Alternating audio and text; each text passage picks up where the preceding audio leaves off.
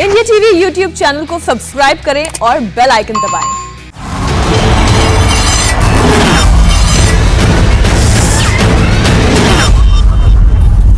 आइए शुरुआत करते हैं आज की कुरुक्षेत्र की बहस की। सारे मेहमान हमारे साथ जुड़ चुके हैं। स्वागत करना चाहता हूं मैं अशोक सज्जनहार जी का, भारत के पूर्व डिप्लोमेट हैं। सर स्वागत है आपका इंडिया टीवी पर। कर्नल तेज टिक्कू, डिफेंस एक्सपर्ट, हमारे साथ स्टूडियो में मौजूद हैं। कर्नल साहब स्वागत है। हमारे साथ मयवंत सरबाज जी आज जुड़ रहे हैं, जो कि प्रमुख हैं अफगान पीपुल्स मूवमेंट के, नॉर्वे से हमारे साथ जुड़ रहे हैं। सरबाज साहब बहुत स्वागत आपका भारत के इस टेलीकास्ट पर। और अब्दुल समद याकूब साहब हमारे साथ हैं, जो कि पीटीआई के यानी पाकिस्तान तहरीक इंसाफ, इमरान खान साहब की जो पार्टी है उसके नेता हैं, प्रवक्ता हैं। अब्दुल समद साहब का स्वागत है। और हामिद अल मशरकी साहब, जो कि वरिष्ठ पत्रकार हैं, पाकिस्तान से सीनियर जर्नलिस्ट हैं। हामिद साहब आपका ही बहुत बहुत स्वागत है। और एक मेहमान और जुड़ेंगे, मेरे general retired Sanjay Meston. Sanjay Meston साहब भी जुड़ गए हैं, जो कि फॉर्मर डिफेंस अटैचे रहे हैं अफगानिस्तान में।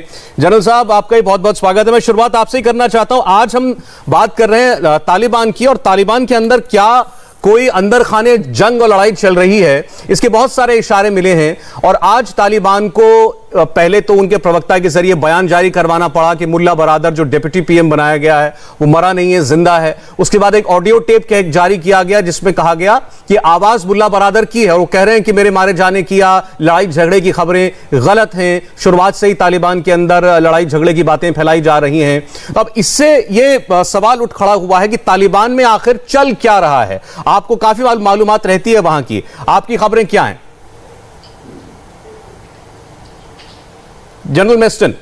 देखिए, जहां तक सौरभ मेरा सवाल है, हाँ, मैं आपको ये बोलना चाहूंगा सौरभ कि जितना मेरे को वहां से पता है कि पहली बात तो ये फाइटिंग इनकी आज से नहीं, काफी दिन से चल रही है, काफी दिन से चल रही है।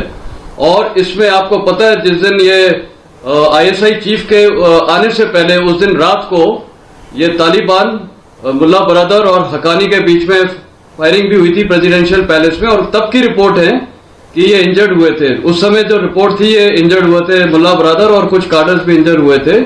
उसके बाद से इनका चेहरा जनरली दिखाया नहीं गया है। जी हाँ। और अभी जो ये न्यूज आई है कि ये डेड है या पता नहीं क्या है, वो वेरीफाई करना मुश्किल है। और इनकी अटेम्प्ट्स हैं कि वो दिखाने को कि वो जिंदा हैं। पर the fact of the matter is कि कल कतार डेलीगेशन जो आज आई थी, वो जो मीटिंग हुई थी, उसमें उनका चेहरा नहीं दिखा, जबकि वो डिप्टी प्राइम मिनिस्टर है, नंबर 1। नंबर 2, उनको कभी बोलते हैं कंधार में है, अभी बोलते हैं वो गजनी में है, तो वो भी कंफ्यूजन है। और ना उनको कभी कोई ऑडियो टेप दिखाते हैं या कभी वीडियो टेप दिखाते हैं, तो बहुत कंफ्यूजन है। ये फिलहाल क्लियर नहीं है, बट इतना पता है कि ये कंफ्यूजन रहेगा, लड़ते रहेंगे। और ये लड़ाई जिस दिन से ये आईएसआई चीफ आया उस दिन से और शुरू हो गई है, क्योंकि it is conflict of power के ऊपर क्लैश है। और मुल्ला बरादर जो मेन थे, वो लीडर थे जो अमेरिकन के साथ पीस टॉक कर रहे थे। और अब ये हकानी का जो है वो पूरा मार्जिनलाइज करना चाहते हैं तालिबान को। और इसलिए मार्जिनलाइज करते हैं क्योंकि Haqqani is totally controlled by पाक आईएसआई। तालिबान भी कंट्रोल्ड है, बट तालिबान क्या है कि उनका इंटरनेशनल एक्सपोजर हो गया। पीस टॉक्स में कतार में बैठे थे, तो उनको थोड़ी डिप्लोमेसी और दुनिया भर का आइडिया हो गया है। लेकिन जहां तक ये इनका सवाल है, पाकिस्तान आईएसआई का और हकानी तो बिल्कुल क्लियर है, वो मॉडरेट तालिबान को एलिमिनेट करना चाहते हैं। और आपको मैं आज बता देता हूं, ये 6 महीने से पहले ज्यादा ये चलेंगे नहीं, इनकी आपस में लड़ाई होती रहेगी और ये इनका एंड स्टेट यही रहेगा। जी ठीक। तो जो पाकिस्तान के नेता, बहुत सारे लोग, हमारे यहां भी ऐसे बहुत से लोग हैं जिनका ये मानना था कि अफगानिस्तान में तालिबान के आने के बाद अब वहां पर शांति होगी, अमन आ जाएगा, तालिबान जब सत्ता में आएगा तो लड़ाई झगड़े खत्म हो जाएंगे। तो क्या वो बात गलत साबित हो गई? और पाकिस्तान जो कि मान रहा था कि अफगानिस्तान में वही होगा जो वो चाहेगा, उसी की बदौलत तालिबान में झगड़े की शुरुआत हो गई। अशोक सज्जनहार साहब,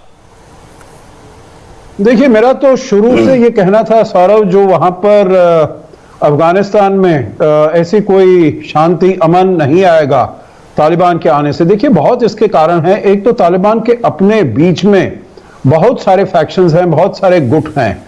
और ये जो है, क्या कहते हैं, दोहा गुट जिसको बताया जाता है, दोहा ग्रुप, जिसमें मुल्ला बरादर हैं, स्तानिकजाई हैं, वगैरह वगैरह, तो इन सबको साइडलाइन कर दिया गया था। आपको पता है, जो पहले 1 महीने से जो बातचीत चल रही थी वो यही हो रहा था, जो मुल्ला बरादर वहां पर प्राइम मिनिस्टर, सबसे गवर्नमेंट के सबसे ऊपर वो रहेंगे। अब उनको डिमोट कर दिया गया और ये मुल्ला अखुंद को वहां पर बना दिया गया प्राइम मिनिस्टर। वो उनके रहबरी शुरा के हैं, क्वेटा में हैं। तो मतलब सभी कुछ जो पाकिस्तान की तरफ से है, पाकिस्तान आईएसआई के जो अंगूठे के नीचे है। मुल्ला बरादर तो वैसे भी पाकिस्तान के इतना करीबी नहीं था, क्योंकि वो तो 8 साल तक उसको जेल में डाला हुआ था, जेल में बंद किया हुआ था, और उसको 8 साल के बाद उन्होंने वो बरी किया था, रिहा किया था, जिससे कि जाकर वो उनसे बातचीत वगैरह कर सके। देखिए, कतार की डेलीगेशन आए और मुल्ला बरादर वहां पर ना हो, जब से वो वहां पर हुआ है सारी नेगोशिएशन तो मुल्ला बरादर ने की है। और अभी आपने एक सुना होगा बयान, ये सुहेल शाहीन जो उनके वो ऑफिशियल स्पोक्स पर्सन भी हैं, उन्होंने कहा मेरी बात हुई है उनके पॉलिटिकल ऑफिसर से, मुल्ला बरादर के, और मैंने उनकी पीठ देखी है और पीठ से देखा है, वो बिल्कुल ठीक हैं। और उनका पॉलिटिकल ऑफिसर ने मुझे बताया है जो ये मुल्ला बरादर बिल्कुल उनके हालात ठीक हैं। तो मतलब ये तो इससे तो शक और भी ज्यादा बढ़ जाता है Saurabh.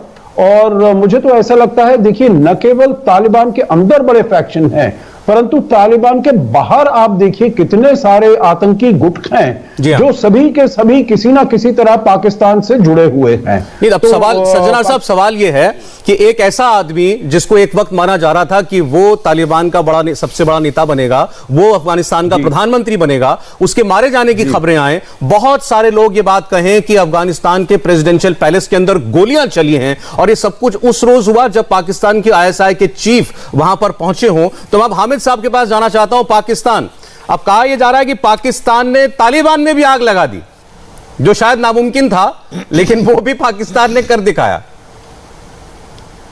Saurabh, thank you very much. देखिए, मैं आपको पहले तो 2 बातें कहना चाहूंगा। देखिए, मीडिया में बदकिस्मती से, इंडियन मीडिया में स्पेशली, बहुत जल्दी रूमर्स के ऊपर इतनी ब्रेकिंग न्यूज बना ली जाती है और इतना उस पर हाइप क्रिएट कर दी जाती है। बाद में फिर पता चलता है कि यार ये तो वीडियो गेम के क्लिप्स शेयर किए गए, या पाकिस्तानी एक्टर्स की तस्वीरें दिखा के कहा गया कि जी ये कोई फौजी थे जो मारे गए हैं, शहीद हो गए हैं।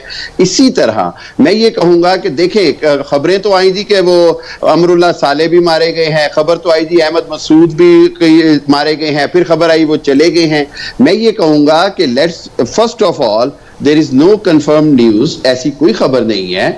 दूसरी बात ये है, मैं ये कहूंगा सौरभ कि आप बहसियत जिम्मेदार चैनल के हमें वेट करना चाहिए। अगर कोई ऐसी खबर है तो उसको मतलब it will take its time.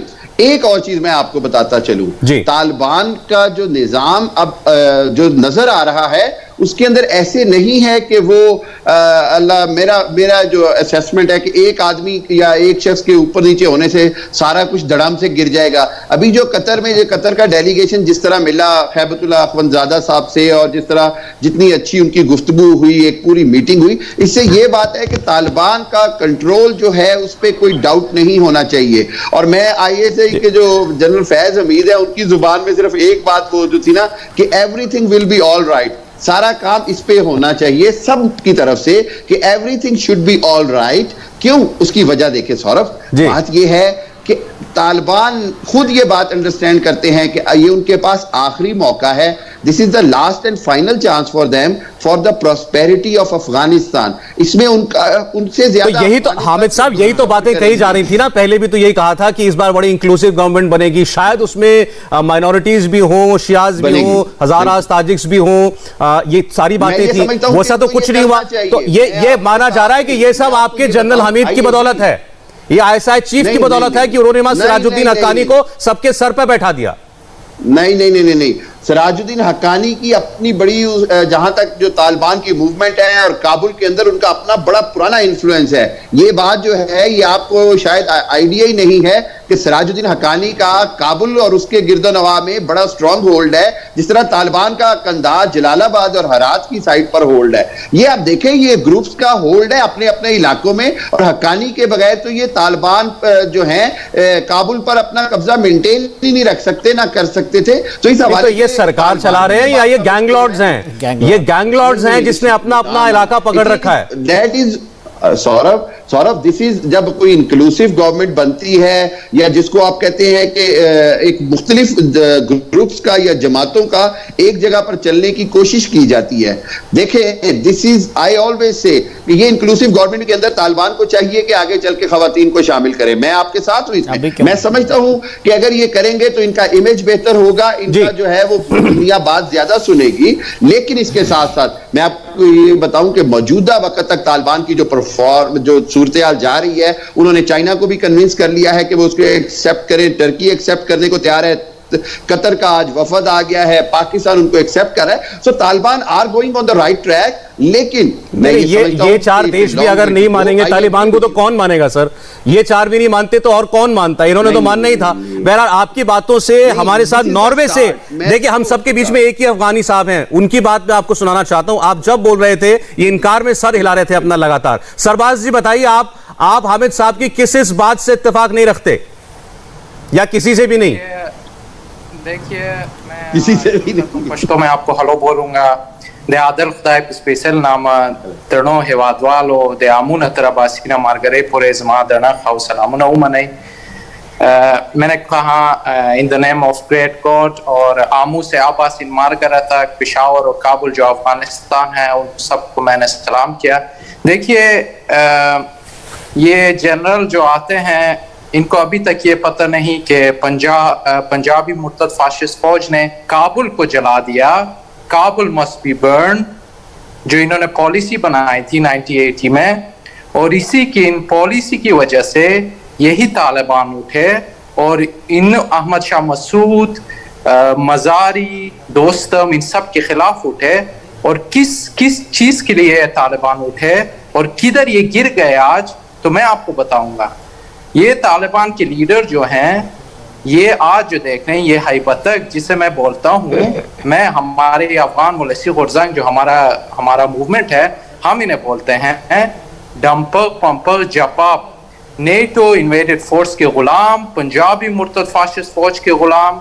क्योंकि मैं इन्हें पंजाबी मुर्तद फाशिस्ट फौज इसलिए बोलता हूँ कि इनकी ऑफिशियल पॉलिसी थी काबुल को जलाया, उन्होंने काबुल को जला दिया। आज यही लोग तालिबान को ऑफिशियल सपोर्ट करते हैं।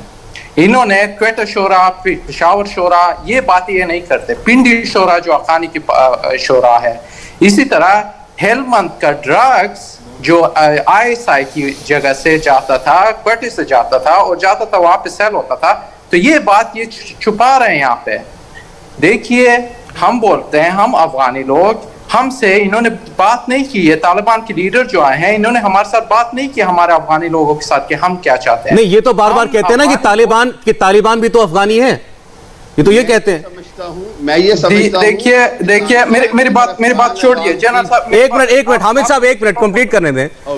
हामिद मुझे छोड़ दीजिए, क्योंकि आप जैसे जनरल की वजह से हमारा काबुल जल गया, और आप कितनी बेशर्मा की तरह यहाँ बैठे हैं और बोल रहे हैं कि तालिबान ये है वो है।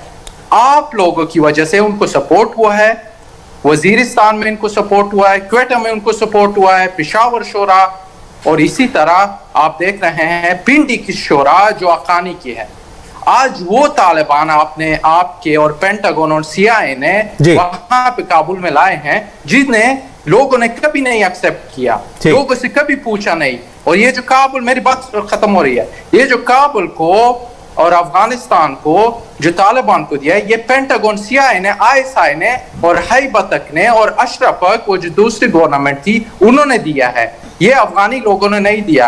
हम चाहते हैं इन जैसे जनरल को, हम चाहते हैं ये इंटरनेशनल क्रिमिनल कोर्ट में खड़े हो और हमें जवाब दें कि इन्होंने क्यों काबुल को जला दिया, ठीक है, इन्होंने क्यों इन जैसे जालिमों को इन्होंने। देखिए ये अफगानी नागरिक हैं और ये एक मूवमेंट चलाते हैं, अफगान पीपल्स मूवमेंट, मेहवन सरबाज इनका नाम है, और इनका दावा यह है कि पाकिस्तान के जनरलों ने काबुल को जलाने की साजिश रची और इन्होंने और देशों की कुछ खुफिया एजेंसियों ने मिलकर अफगानिस्तान को तालिबान के हवाले कर दिया। ये कुछ ताकतों का फैसला तो हो सकता है, लेकिन ये अफगानिस्तान के लोगों का फैसला बिल्कुल नहीं था। तो अगर आवाज जा रही हो अब्दुल समद साहब को, तो वो इसका जवाब दें। समद साहब।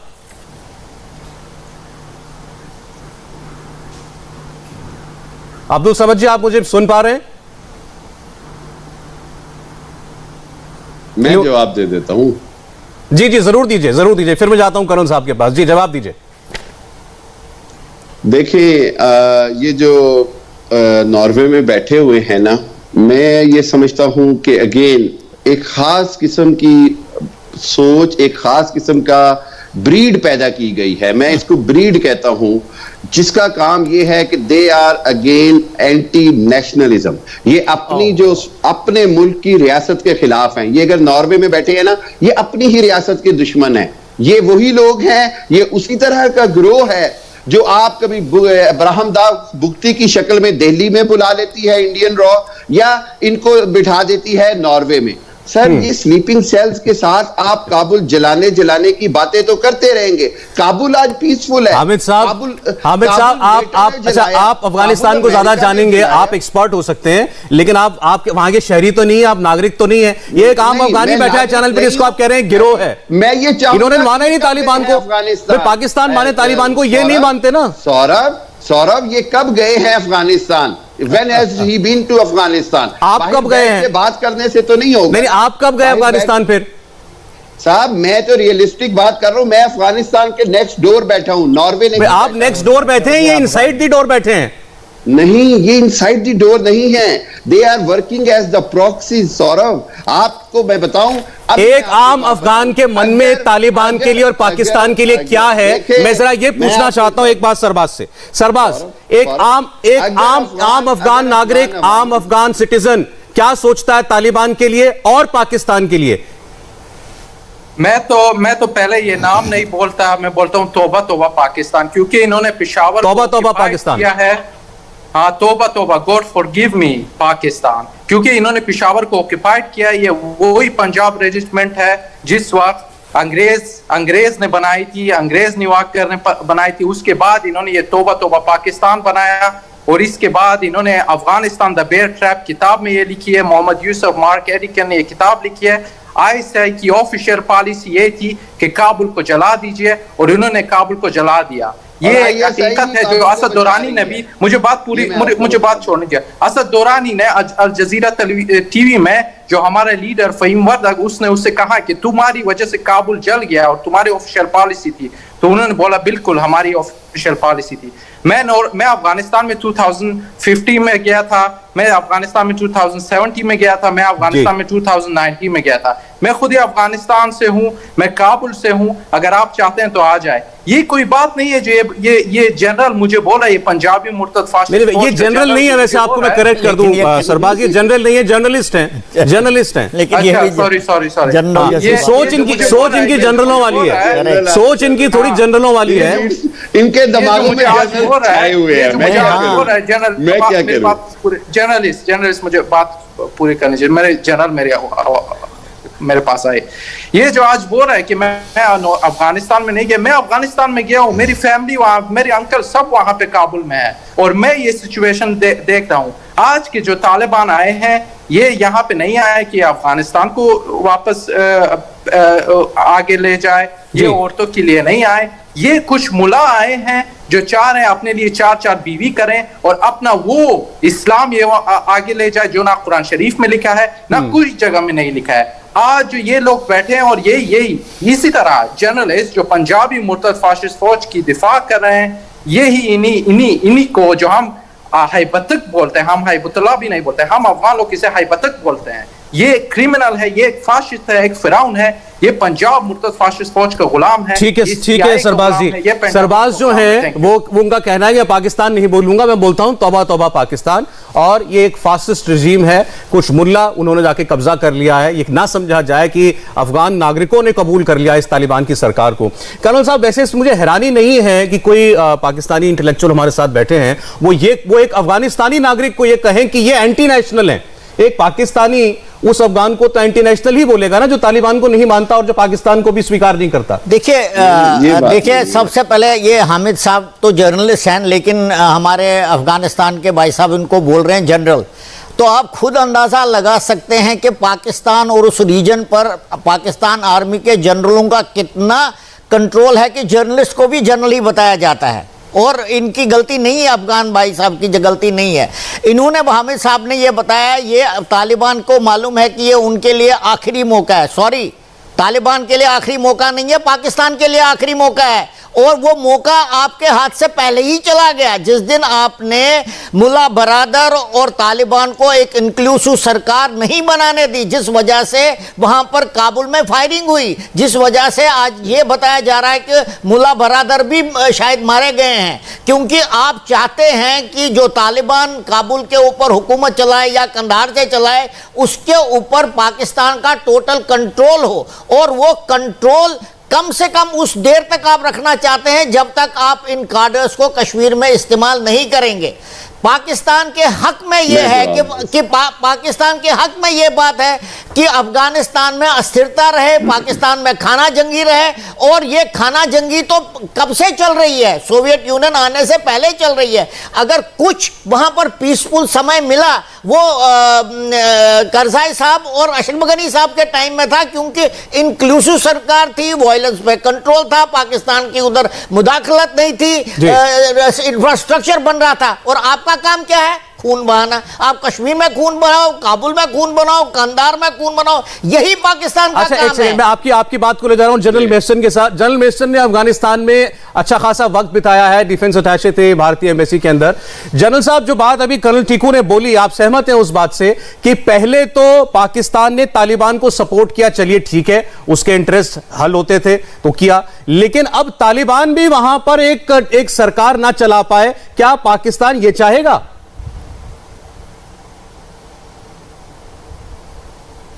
देखिए, जहां तक ये पाकिस्तान का सवाल है, ये पहली बात तो मैं ये जो अफगानी हमारे दोस्त हैं, मैं उनको सैल्यूट करता हूं, क्योंकि उन्होंने बिल्कुल वो बोलते हैं ना, क्रक्स ऑफ द मैटर बताया है कि ये बेसिक प्रॉब्लम है पाकिस्तानी पंजाबी, जो मैंने वहां पर स्टडी किया है।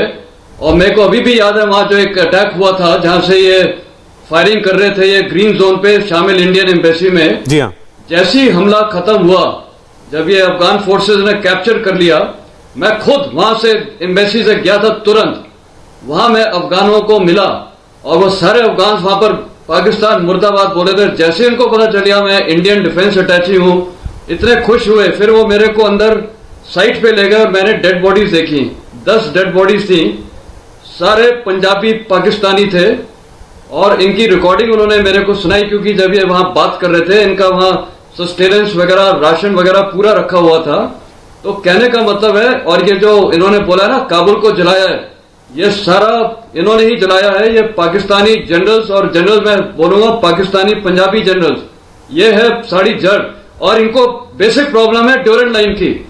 ये ड्यूरेंट लाइन के मसले में इनको सबसे बड़ा डर है। और जिस दिन ये सारे तालिबान और मैं तो बोलूंगा अफगान पश्तून मिल गए दोनों तरफ के, तो पाकिस्तान खत्म।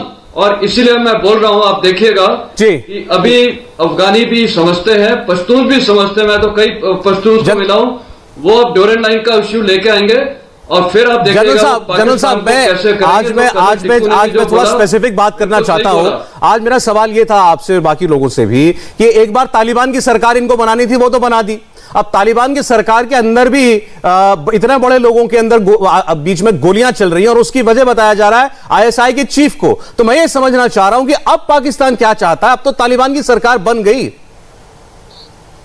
जी, मैं ये कहूंगा, एक सेकंड हामिद साहब, एक मिनट, ये सवाल भी मेरा, मैं अब एक सेकंड, ये सवाल मैं ले जा रहा हूं सज्जनार साहब के पास। सज्जनार जी, देखिए बात ऐसी है, पाकिस्तान वहां पर क्या चाहता है, ये आपका सवाल है, बहुत ही अहम सवाल है। पाकिस्तान वहां पर चाहता है ऐसी सरकार जिसको पाकिस्तान कंट्रोल कर सके। काबुल में वो ऐसी सरकार चाहता है, और उसने समझा जो वहां पर जाकर क्योंकि गोली चली है उससे पहले, इसीलिए डीजीआईएसआई को वहां पर कूच करना पड़ा, और उसने कहा जो अपने मनमानी की सरकार जो बनेगी वही हमसे कंट्रोल होगी।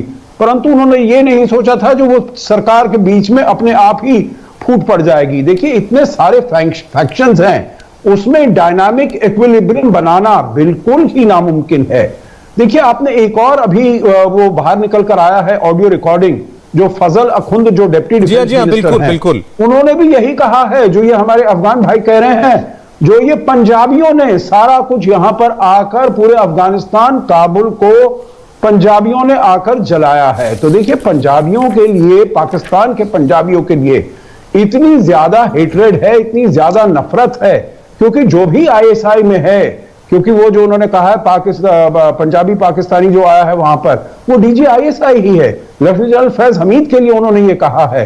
तो यहां पर देखिए जो तालिबान के अंदर भी ऐसे जो गुट हैं, ठीक है सिराजुद्दीन हक्कानी को उन्होंने लगा दिया हो, अपने वो उधर क्वेटा शूरा, रहबरी शूरा के लोगों को उन्होंने अपने वहां पर इंस्टॉल कर दिया हो, पर इससे ये नहीं है जो शांति आ गई है वहां पर या किसी को एक्सेप्टेबिलिटी हुई है, बिल्कुल भी नहीं, एक्सेप्टेबिलिटी बिल्कुल नहीं हुई है। तो इसीलिए सड़कों पर तो आप देख ही रहे हैं डेमोन्स्ट्रेशन सभी के विरुद्ध, परंतु सरकार के अंदर भी इन सब के विरुद्ध जरूर आवाज उठ रही है। आपने सर जो जिस बयान की और आपने अच्छा किया मुझे याद दिला दिया, मैं वो भी कोट कर देता हूं, फिर उसके बाद हामिद साहब के पास जाता हूं। ये ऑडियो चल रहा है आजकल, बताया जा रहा है कि डिप्टी डिफेंस मिनिस्टर जो अभी बने मुल्ला फजल, उनकी आवाज है, और वो शख्स ये कहता हुआ दिखाई दे रहा है कि पाकिस्तान की वजह से इंटरनेशनल कम्युनिटी में तालिबान की सरकार की किरकिरी हो गई, क्योंकि इन्होंने जैसी सरकार हम चाहते थे जिससे मिलती एक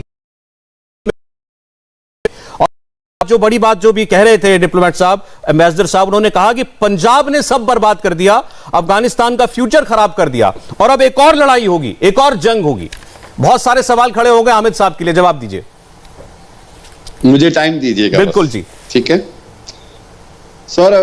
पहली बात तो ये है कि मैं ये समझता हूं कि आप या इंडियन मीडिया जितनी मर्जी कोशिश कर ले, जितनी मर्जी कोशिश कर ले, वो जो ये चाह रहा है कि पंजाबी पख्तून झगड़ा है, तो ये मुमकिन है। हम 74 साल से भाई भाई बन के हैं, और पंजाब के अंदर आपको शायद अंदाजा ही नहीं है कि लाखों पख्तून ऐसे रहते हैं कि हमें पता ही नहीं होता, और लाखों पंजाबी पख्तून में या बलोचिस्तान में, कराची ऐसे रहते हैं कि हमें नहीं होता। शुक्र है इस कौम की यूनिटी जो है ना, उसको कोई तोड़ नहीं सका, ना तोड़ सकेगा, चाहे वो रॉ हो, CIA हो, NDS हो, कुछ भी हो। मैं आपको पता है कि कितने आर्मी चीफ जो पाकिस्तान के आए पठान थे, पाकिस्तान के army chief, most of the army chief were Pathan, were Khans.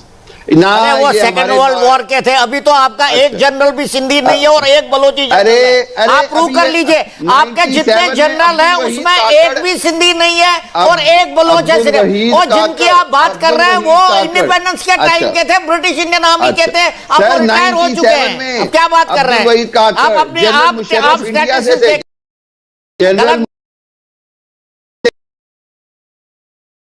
Migrated थे जनरल मुशर्रफ। हाँ, मैं तो ये बोल रहा हूँ, लेकिन पंजाबी थे, पंजाबी थे वो। पंजाबी थे, क्या बात कर रहे हो आप? आपके जो पठान जनरल हैं वो सिर्फ इंडिपेंडेंस के टाइम के थे। आप मेरे को बताओ ना, एक सिंधी जनरल नहीं है और एक बलोच जनरल है आपकी पूरी आर्मी। आप जाकर हामिद साहब हामिद साहब एक सेकंड, मैं आपको कर्नल टिक्कू के बारे में 2 बातें बता देता हूं, फिर मुझे लगता है आपको इनसे बात करने में और मजा आएगा। पहले तो एक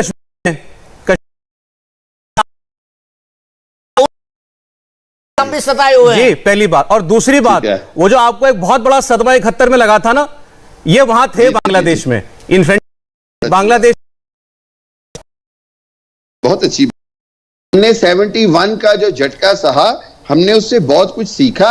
और ये मैं आपको एक बात बता दूं, करगिल में जो हुआ वही सीखा था, जो करगिल में आपने किया वही सीखा। आपने करगिल में जो किया वही सीखा था 71 से। क्या बात कर रहे हैं आप? लोगों को बेवकूफ बना रहे हैं। जी नहीं, मैं करगिल में भी तो वही किया आपने, और क्या हुआ करगिल में? पे मुझे हैरत हो रही है। 32 साल से कश्मीर में प्रॉक्सी वॉर चला रहे हैं। कर्नल साहब सुन ले। आप एक बात अंडरस्टैंड करें कि काबुल के अंदर इस वक्त मुकम्मल तौर पर एक पीसफुल प्रोसेस चल रहा है। पंजशेर के अंदर भी तालिबान ने कब्जा कर लिया। पाकिस्तान ने कब्जा किया, पाकिस्तान ने। सुन लेना, नहीं, पाकिस्तान लड़ रही। अफगानिस्तान के इन्होंने काबुल का जिक्र किया है, काबुल में इन्होंने कहा बड़ी शांतिपूर्ण प्रोसेस चल रही है, पीसफुल प्रोसेस चल रही है। ठीक, हाँ, अभी पूरी दुनिया के आप देखिएगा कि आइंदा आने वाले दिनों में यूनियन सरकार भी विलिंगनेस शो कर चुकी है। आपके राहुल गांधी चीख रहे हैं, आपके अखबारात में आया। मैंने खुद कांग्रेस का एक प्रोग्राम, इसमें सरकार जो है वो बना रही है सिचुएशन जिसमें वो एक्सेप्ट करने की तरफ जाएगी तालिबान। खुद सुना तो मेरे क्लिप पता नहीं आप लोगों के कौन से आपने कौन से माइक्रोफोन आप आप हमारे यहाँ झगड़ा ना लगाइए, अपनी आग बुझाइए। अमित साहब अपने यहाँ जो आग लगी वो बुझाइए, हमारे यहाँ ऐसा कोई झगड़ा नहीं है। देखिए इंटरनेशनल जो झगड़ा जहां पर अंतर्राष्ट्रीय पॉलिसी की बात आती है मुझे बड़ी खुशी है, हमारे सब लोग एक आवाज में बोलते हैं। एक सेकंड, लेकिन प्लीज अमित साहब आपने देखिए आपने एक इंपॉर्टेंट बात की, मैं जवाब सरबाज से लेना चाहता हूं। आपने कहा काबुल में बड़ा अमन है, तो मुझे बताइए, आपने कहा आपकी फैमिली सरबाज काबुल में है इस वक्त, क्या बताते हैं वो आपको? देखिए काबुल जो है वो सब वहां पे डर रहे हैं। ये जो पेंटागन ने, CIA ने और पंजाबी मुर्तद फाशिस्ट फौज ने, ISI ने अपने गुलाम जिनका लीडर यही हैबतक है, मैं इसे हैबतुल्लाह भी नहीं बोलता, ये हैबतक है जो हम पश्तून इसे हैबतक बोलते हैं, इसे इन्होंने लाया है। तो अभी लोग डरते हैं, बाहर नहीं निकलते, और इस तरह लोगों को लाया है जिन्हें मैं जानता हूं, लोगों को जिनके ऑफिशियल लोगों के साथ मैंने बात की है, जिन्होंने दूसरे लोगों के घर में गए हैं, इसी लाइफ की सिस्टम की हैक की या उनके घर में उनकी औरतों की ये तस्वीरें लिए हैं और उन्हें बोला है कि अगर तुम मीडिया में आओगे तुम्हारी औरतों की तस्वीरें हम निकालेंगे। ये लोग जो आए हैं, मैंने आपको फिर भी कहा, ये अफगानिस्तान के लिए ठीक करने के लिए नहीं आए, ये अफगानिस्तान के आए हैं कि अपने ऐश करें, इनके पास एक चौकी हो, इनके पास वही पैसे हों और 4 बीवियां हों, यही ये लोग चाहते हैं। ये औरतों की हुकूकी की बात नहीं करते, ये नहीं चाहते कि औरतें एजुकेट करें। ये एक ड्रामा इन्होंने बनाया है जो ये चाहते हैं लोगों को झूठ बोलें, लोगों को जो हम बोलते हैं स्कम्पात, वो लोगों को आगे डालें। तो मैं बोलता हूं ये जो जर्नलिस्ट यहाँ पे बैठा है मुझे बोलता है कि मैं रोक हूं, मेरे लिए वो डॉक्यूमेंट कि किस तरह मैंने रोका एजेंटी किया है, लाइए वो डॉक्यूमेंट मेरे लिए। दूसरी बात पंजाबी मुर्तद फाशिस्ट फौज की ये है, मैं पंजाब कौम के बारे में बात नहीं करता जर्नलिस्ट साहब, आप जाइए ये पंजाबी मुर्तद फाशिस्ट हिस्ट्री पर इन्वेडेड फोर्स ने बनाई थी, खुद ही अपने पंजाबियों को मार रहे थे, सिंधियों को मार रहे थे, अफगान को मार रहे थे, पश्तून को मार रहे थे, इसे तोबा पाकिस्तान बना दिया और इन्होंने काबुल को जला दिया, जो इनकी जनरल खुद ही बोले कि हमारी ऑफिशियल पॉलिसी थी। मैं इनकी पॉलिसी की वजह से मेरे घर में चलिए ठीक है, समय कम है सरबाज जी, ठीक है, मैं चाहता हूं एक जवाब दें। उन्होंने आपसे सीधा पूछा भी, आपने को कहा गिरोह चलाते हैं, ये एजेंट हैं, एक ऐसी नई कौम, एक ऐसे नए किस्म के लोग पैदा कर दिए हैं जिनका काम है डिसइंफॉर्मेशन दें, तो वो कह रहे हैं आप साबित कर सकते हैं ये उनमें से एक है? बिल्कुल, मैं आपको एक छोटी सी बात कहूं, हम इसमें एक बात कहूंगा कि हमने 600 जो EU डिसइंफो लैब ने जब 650 इंडिया के ऑपरेटेड हाउसेस एक्सपोज किए थे, आपने वो डॉक्यूमेंट पढ़ी, उसकी देखें आप रियलिस्ट ऑपरेटेड इंडियन मीडिया, मेरा नाम लाइए, मेरा नाम 650 रॉ ऑपरेटेड इंडियन मीडिया जी, इंडियन मीडिया हाउसेस, यूरोपीय यूनियन डिसइंफो लैब, आप अभी भी मेरा नाम आपने मुझे बोला, आपने मुझे बोला, रिपोर्ट्स पढ़े, आपने मुझे बोला, मैं ये कहता हूं आपका बताता हूं, बोला आपका नाम इसलिए बोला कि आपकी वही टोन है जो इंडियन ऑपरेटेड रॉ एजेंट्स की होती है। आपके गुण क्यों गाए? आपने ऐसा कौन सा अच्छा काम किया है जो आपकी तारीफ करेंगे, मुझे बताइए। मैं नहीं कहता मेरे इनका देश आपने तबाह कर दिया, इनके आपकी वजह से इनके 40 साल चाहता हूं, think about the poor people of Afghanistan. Leave Afghanistan to their own fate. अगर ये अफगानिस्तान से निकल जाओ, उनको अपना भविष्य संभालने निकल जाइए। आप से बैठे हुए हैं, कोई गोली तो नहीं चल रही ना अफगानिस्तान में, कोई कत्लो गारत तो नहीं हो रही, कोई इनका रिश्तेदार मरा तो नहीं है, कोई जान से तो नहीं गया, नहीं बस मजार में भी उतनी इन्होंने क्या किया? आपने वहां गोली भी चल रही है साहब, गोली भी चल रही है हामिद साहब, आवाज आप तक नहीं पहुंचती, पता नहीं क्यों। औरतों को सड़कों पर पीटा जा रहा है, फ्लॉगिंग हो रही है औरतों की, तस्वीरें मैं आपको वो भी दिखा सकता हूं, वो सब शुरू हो गया है, जो 96 में होता था वो सब कुछ शुरू हो गया है। सौरभ, आपने उनसे पूछा, उन्होंने कोई ऐसी बात नहीं कही। आप खुद बताएं। भाई मेरे पास तो तस्वीर है, मेरे पास तो तस्वीर है। बोल दे, या तो आप बताएं या उनको बताने दे। उन्होंने बताया ऐसी कोई बात, उन्होंने कहा जी डर से बैठे हुए हैं। अरे भाई मैं आपको है भाई, तो ये तो ऐसा है ना साहब, मैं और ये प्रोग्राम से पहले कोई अपनी आंसर शीट मिला के तो आए नहीं है कि मैं ये बोलूंगा, मैं इसका जवाब दूंगा, आप इसका जवाब देना।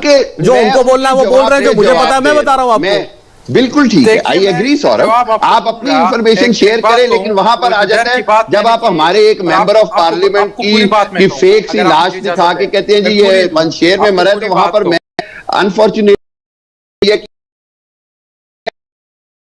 इंटरनेशनल मीडिया उसको सोर्स ऑफ इंफॉर्मेशन के तौर पर लेता नहीं है। This is the fact which you need to understand. Republic TV और मैं सारों के नाम नहीं लेना चाहता, लेकिन इंटरनेशनल मीडिया में, इंडियन मीडिया की, तो इंटरनेशनल मीडिया में आपके लिए जो छपता है उसे आप मान लेते हैं? इंटरनेशनल मीडिया आपके लिए क्या क्या कहता है आपको मानना चाहिए ना। इंटरनेशनल मीडिया आपको कहता है कि Pakistan is the source of terrorism in the world. Pakistan की वजह, पाकिस्तान दुनिया के लिए सबसे बड़ा खतरा है। फॉक्स न्यूज जो कहता है कि जी they are the biggest joke for the media, this is the news कि यार उनकी न्यूज के ऊपर ये सर आपका तो देश, आपका तो मुल्क जोक बन गया। आपका पहले तो टेररिस्तान था, अब जोक बन गया।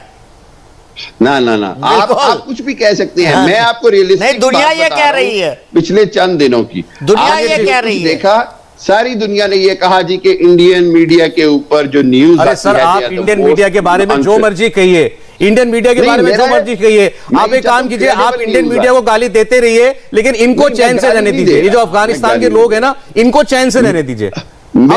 हम तैयार हैं आपकी गाली खाने के लिए। अफगानी जो हैं, मैं ये कहता हूं कि हम सबको अफगानियों की सफरिंग खत्म करने के लिए काम करना पड़ेगा। We all have to work to eliminate the suffering of pure Afghani. चलिए ठीक है, इतना तो बोले आप। समय खत्म हो गया। शुक्रिया करूंगा सारे मेहमानों का। हमारे साथ जनरल मेस्टन थे, अशोक सज्जनहार जी थे, कर्नल टिक्कू, सरबाज जी और अल मशरकी साहब। बहुत बहुत धन्यवाद आज कुरुक्षेत्र में अपना वक्त देने के लिए।